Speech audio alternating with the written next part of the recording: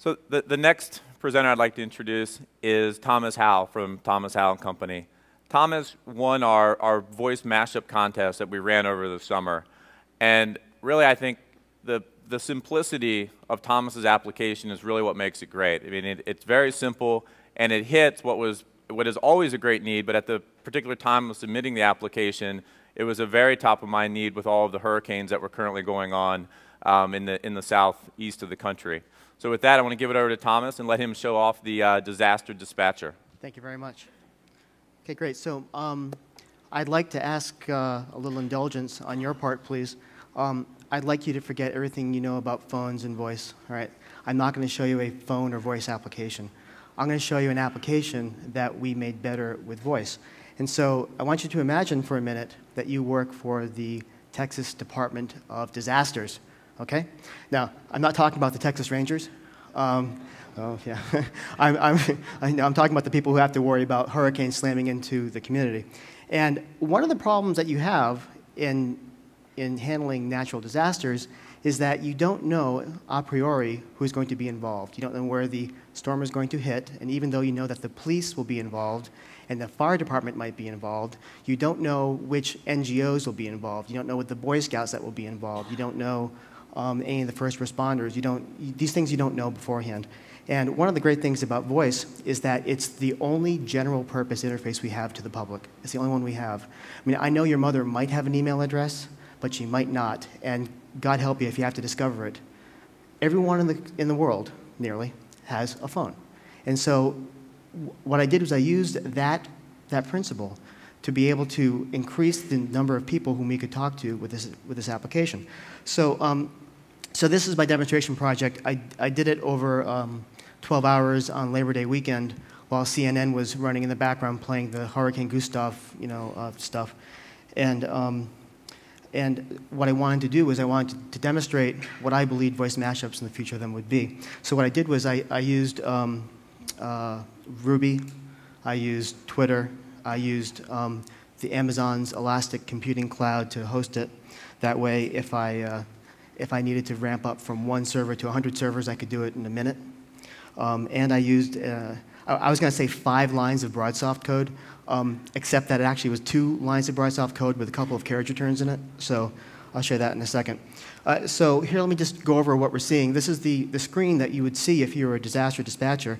And I want to tell you that I've already promised Joe Developer, the person who's coming here next, that the next time I write a voice mashup, he can do the graphics. 12 hours, okay? So what you have here on the bottom, here we have the latest information from workers. And what this is it's an RSS feed of people using Twitter to post their status and what's happening out in the communities. Now, I already know that you're going to say, well, you know what, Twitter isn't that reliable. Yes, that's true. It goes down all the time. But I will tell you this took 12 hours for me to write. Click-and-tell wouldn't be more than a few more hours to do it upon. And maybe some of you already have SMS services you're already trying to sell. So something for you to think about. So what I can do here is on the top window here, I can simply, by the way, this is live. You can subscribe to Against the Stars on Twitter to see this if you'd like to. But I can post something here like, fire at the kitchen, please send help, okay? And send it, and off it goes. Now, what I also have here on the right is an outside news feed. So let's say I want to see what the outside media is saying, or maybe I have many dispatchers who are putting in RSS feeds. I can aggregate them. I can put them on the outside. And then after the disaster is over, I can take a look back in time and see, what happened and when, because everything is time-stamped and everything is there for me to analyze. And now, if I have someone who I didn't know before, I can come over here and I can add a field worker there. I can give this organization first, last name, phone and cell, and screen name.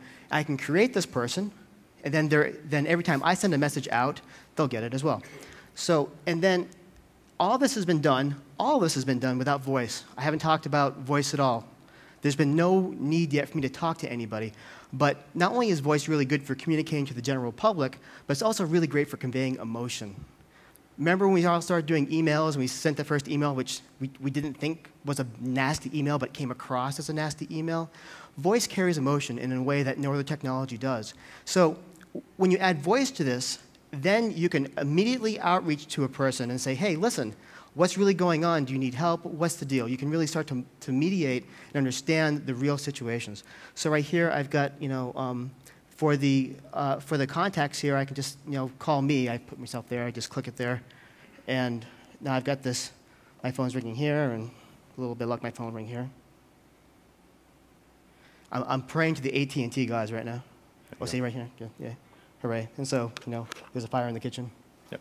Yeah. So here, and that is the basics of the application. Now, before I let you go, this is fun. This was a great thing to do, and it was really educational for me, and I hope for you as well. But there's real meaning behind this. Voice mashups were used by a company called Anadarko in Texas, and they reduced their time required to issue a purchase order, a critical purchase order, from 44 hours to 4 hours.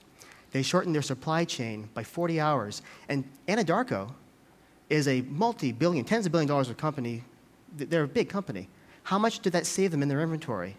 For those of you who are working on slicing pennies, they were saving millions at a shot. Maybe you'd be like my customer, Perot Systems, that saves $50,000 a month in automating password resets using a voice mashup. Or maybe you're going to be some poor unfortunate whose life will be saved because of an application like this. Voice mashups are really great because they allow us to take our product, voice, and make other applications better with them. And so that's a real opportunity that when you become a BroadSoft customer and partner and you have these things, it really is very powerful, and you can monetize it. So thank you very much for your attention. I appreciate it. Thank you. Thank you.